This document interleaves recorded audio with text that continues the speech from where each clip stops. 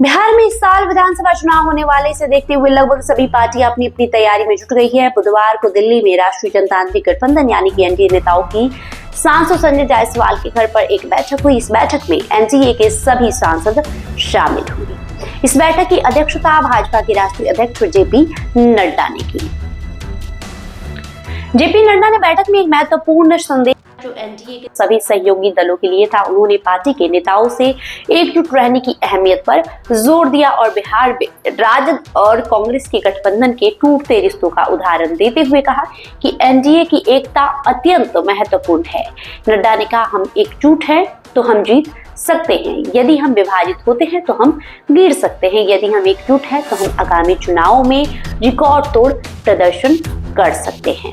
इस बैठक को राष्ट्रीय राजधानी में बिहार दिवस समारोह के एक विस्तार के रूप में देखा जा सकता है। ये केंद्र सरकार का पहल थी जिसमें बिहार की धरोहर, संस्कृति, भोजन और परंपरा को देश भर में सम्मानित किया गया। आपको बता दें कि बिहार के लोग देश भर में प्रवासी के रूप में फैले हुए हैं। आपको ये भी बता दें कि बिहार विधानसभा चुनाव के लिए सीटों के वितरण पर अभी तक कोई निर्णय नहीं लिया गया है, लेकिन छोटे दल जैसे कि जीतन राम मांझी के नेतृत्व वाला हिंदुस्तानी अवाम मोर्चा और लोजपा रामविलास के चिराग ने अपनी मांगे उठाई है। इस बार सीटों का वितरण अलग तरीके से किया जाएगा। मिली रिपोर्ट के मुताबिक हर बार हम सीटों को देखते हैं और गठबंधन सहयोगियों के बीच बांटते हैं। इस बार हम उम्मीदवारों को देखेंगे और हर एनडीए सहयोगी से कहा जाएगा कि वे हर सीट के लिए अपने उम्मीदवारों की सूची दें। इसे एक एनडीए के नेता ने कहा है। जीतने वालों की क्षमता ही अंतिम मानदंड होगी। ये बयान एनडीए के एक नेता द्वारा दी गई है।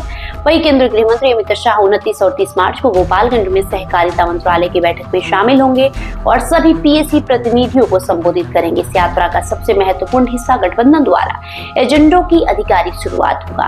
29 मार्च को अमित शाह भाजपा नेताओं से एक आंतरिक बैठक करेंगे और अगले दिन एनडीए के सभी साझेदारों से मिलकर चुनाव से पहले साझा रणनीति पर चर्चा करेंगे। इसे लेकर एक नेता ने कहा कि पिछली बार की तरह इस बार हम सामान्य रणनीति के साथ चुनावी मैदान में उतरेंगे और ये एनडीए के लिए लड़ाई होगी, न कि किसी विशेष राजनीतिक दल या प्रतीक के लिए। जैसे महाराष्ट्र में हुआ था, हम एक सामान्य घोषणा पत्र के साथ चुनाव लड़ेंगे और केंद्र के सभी नेता गठबंधन के सभी उम्मीदवारों के लिए चुनाव प्रचार करेंगे। पार्टी कार्यकर्ताओं तक ये संदेश पहुंचाना होगा कि चुनाव में एकजुट मोर्चा उतरा है। अप्रैल में प्रधानमंत्री नरेंद्र मोदी भी बिहार का दौरा करेंगे, तो कहीं न कहीं सीट शेयरिंग को लेकर एनडीए में काफी क्लैरिटी है। एनडीए में ये कहा गया है कि इस बार अलग तरीके से सीट शेयरिंग होगी। किसी नेता या किसी पार्टी को देखकर नहीं, बल्कि उम्मीदवारों को देखकर इस बार सीट शेयरिंग होगी और उन्हें टिकट दिया जाएगा। वही आगे की क्या रणनीति होगी वो अमित शाह के दौरे के बाद पता चल जाएगा। बहरहाल आपकी जो भी प्रतिक्रिया है कमेंट बॉक्स में लिखकर जरूर बताएं। बहुत बहुत शुक्रिया।